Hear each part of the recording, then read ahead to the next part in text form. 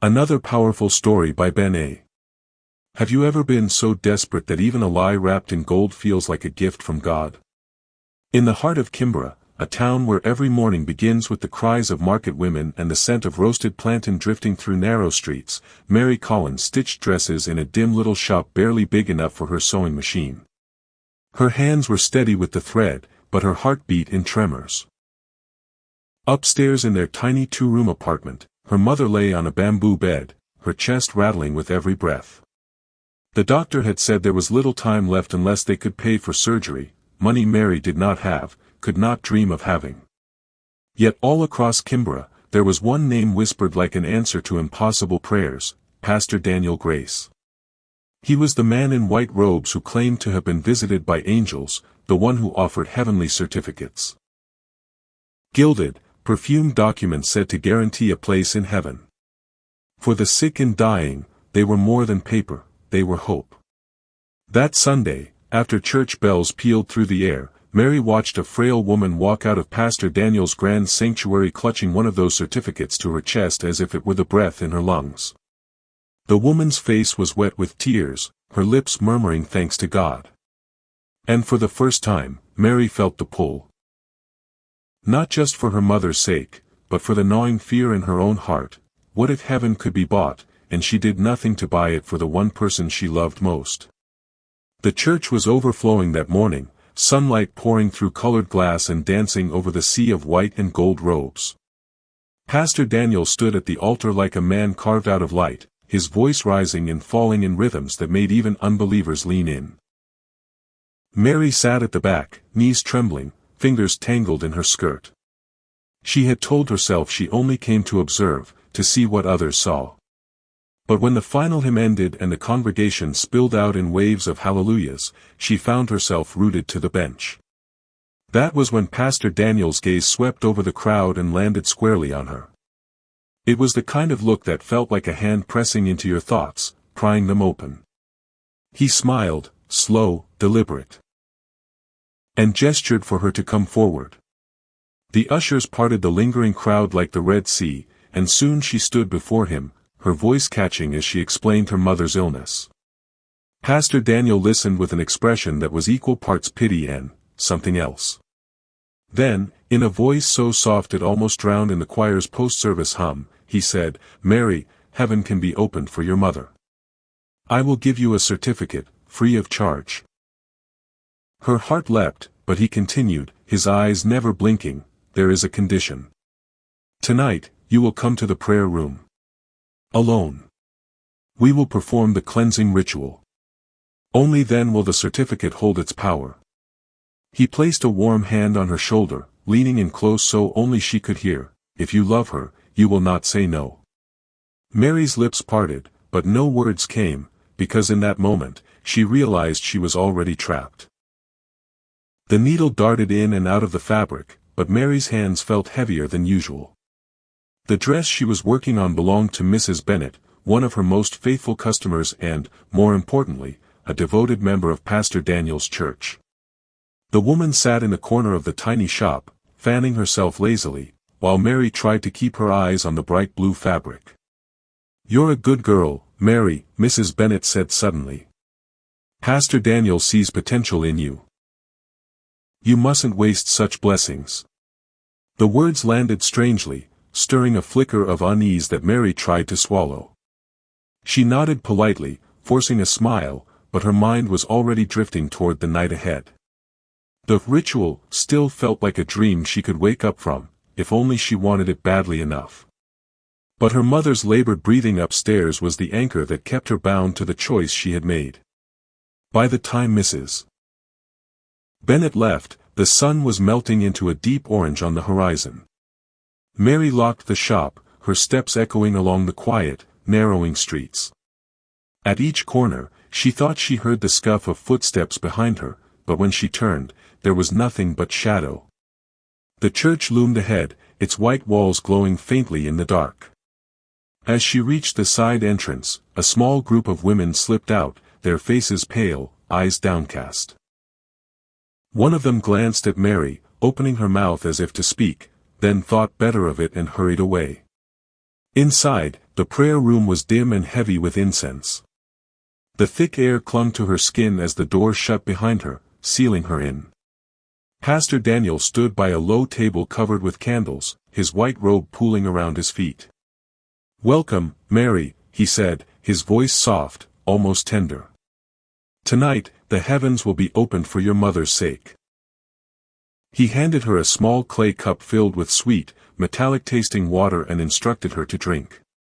As she obeyed, her head began to swim, her thoughts blurring like ink in water.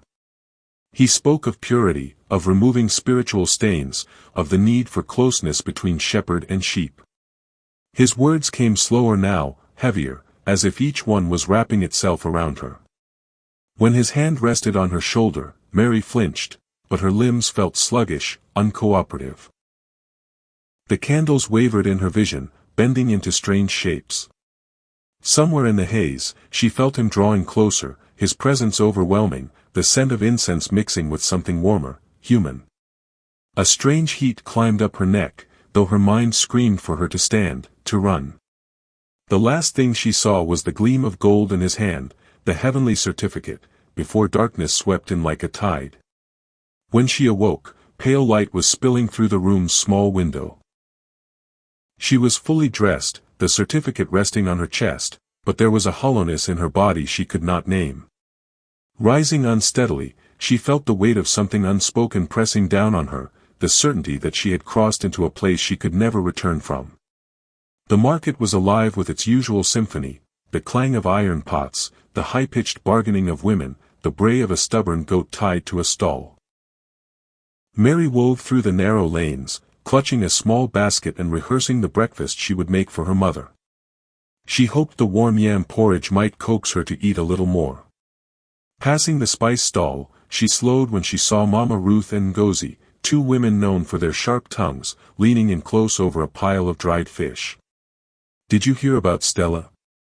Mama Ruth's voice dropped to a near whisper, but the market noise couldn't drown it out. "She's gone. Just like that. And she had one of those heavenly papers." Ngozi clicked her tongue.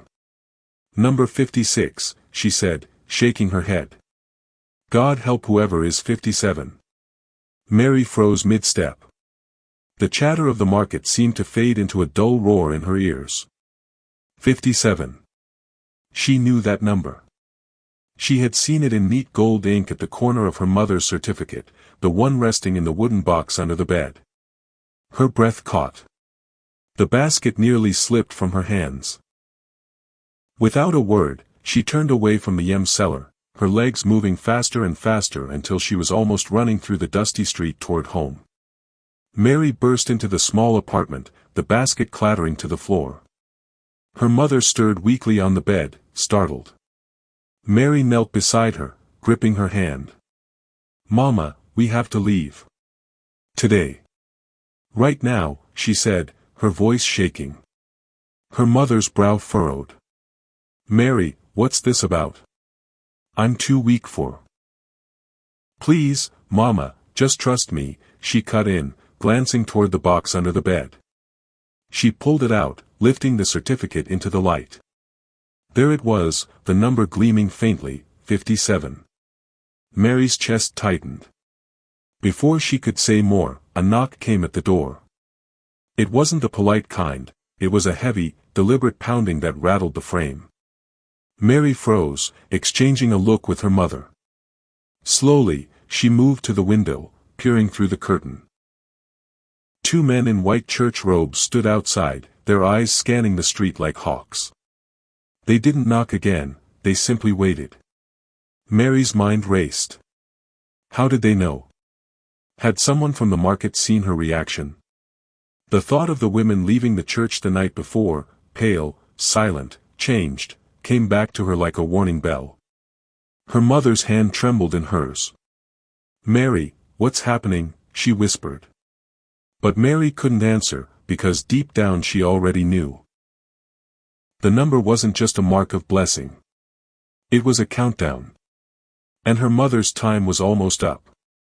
The pounding on the door from earlier still echoed in Mary's chest long after the robed men left the street.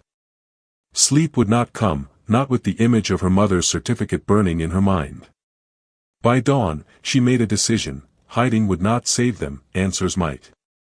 She remembered something she'd overheard in the market months ago, a name spoken in a low, uneasy tone. Agnes. The woman who had escaped Pastor Daniel's prayers. That evening, Mary took the narrow path leading out of Kimbere to the fishing village by the river. The air there smelled of salt and smoke, the water carrying the reflection of a dying sun. She found Agnes mending a net outside a crooked hut. At first, the woman's eyes narrowed, her shoulders stiff. "I don't talk about that man," she said. But when Mary mentioned her mother's name, Agnes' hands froze mid-knot. A shadow crossed her face. "Your mother," she said slowly, "was one of the first. She worked in his church, trusted him, until she learned what the second ritual meant." Mary's breath caught. Second ritual? Agnes leaned closer.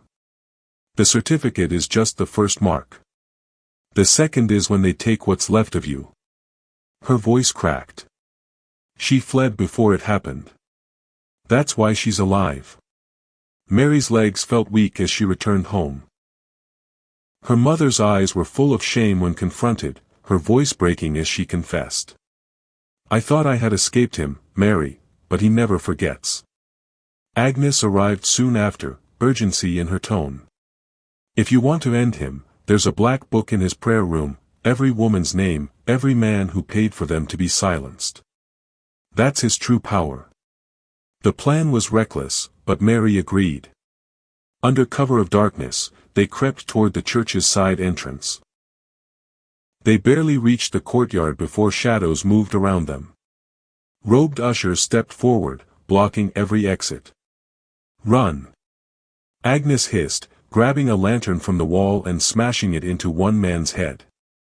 He staggered back, blood streaming. Mary shoved another into a pillar, her heart pounding in her ears. For a moment, it seemed they might break free, until more ushers poured in like a tide. Agnes swung wildly, but a blow to her side dropped her to her knees. Hands gripped Mary's arms, dragging her back. Through the chaos, a familiar figure emerged, Lucy. Her face was unreadable as she approached. "I'm sorry," she said aloud, but as she slipped close enough for Mary to hear, her voice dropped to a whisper: "When the lights go out, run." Before Mary could answer, they were both hauled into the church, bruised and breathless. The elders stood in a solemn row. Pastor Daniel stepped forward, the black book cradled in his hands, eyes glinting in the candlelight. "The lost sheep have returned," he said softly. "And tonight, the shepherd collects his due." The air inside the sanctuary was thick enough to taste. Mary and Agnes were shoved to their knees before the altar, the cold marble biting into their skin. Around them, the elders formed a circle, their white robes billowing as they swayed to a slow, guttural chant. Pastor Daniel stood at the center like a conductor of some ancient, unholy orchestra. His eyes moved between Mary and Agnes with a quiet satisfaction, as though savoring the moment. "Tonight," he began, voice low and deliberate, "the heavens will be cleansed of rebellion." An usher moved forward to light more candles, but one wick refused to catch. Frustrated, he tipped the brass holder, letting oil spill onto the carpet. The scent of it curled into Mary's nostrils, mingling with the incense smoke. Her pulse hammered. Out of the corner of her eye, she caught Lucy lingering by the wall, her hands folded as if in prayer, but her gaze was fixed on Mary. When Pastor Daniel began a slow walk around them, Lucy's head tilted ever so slightly toward the high windows above the altar. It was a signal, an escape route. Mary's breath quickened, the idea of running burning through her, but the circle of elders felt impenetrable. Then it happened, a sudden darkness swallowed the sanctuary. Candles toppled, voices shouted in confusion. Mary felt Lucy's hand grab her arm, yanking her toward the altar steps. In the chaos, Pastor Daniel's black book slipped from his grasp, pages fluttering like wounded birds. Mary snatched it without thinking. Someone screamed, and then the smell of smoke thickened. The spilled oil had caught fire, flames licking up the velvet drapes. Heat swelled against her face as ushers and elders scattered, their chants turning to panicked cries. Pastor Daniel lunged for her, but Agnes stepped between them, shoving him back into the growing blaze. Lucy pushed Mary toward the side door, the roar of fire chasing them into the night. By morning, the church was nothing but a blackened skeleton against the sky. Pastor Daniel was in handcuffs, his once pristine robe smeared with ash, but several elders had vanished without a trace. The black book lay heavy in Mary's bag, every name and payment recorded in damning detail. Weeks later, her mother began to recover, the rasp in her chest fading. It should have been over. But one evening, as Mary returned from the market, a man in a dark suit stepped from an alley and pressed an envelope into her hand before disappearing into the crowd. Inside was a fresh, gold-inked certificate, number 1, her mother's name written in flawless script. On the back, in a hand she didn't recognize, were the words, "Heaven never forgets its debts." Mary stood frozen in the fading light, the paper warm against her palm, the quiet promise of danger settling around her like an unseen shadow. Dear viewers, what lesson did you pick out from this powerful story? Fire up the comment section. Thank you for watching. Please don't forget to like, subscribe and turn on the notification bell to stay updated whenever we drop epics like this one.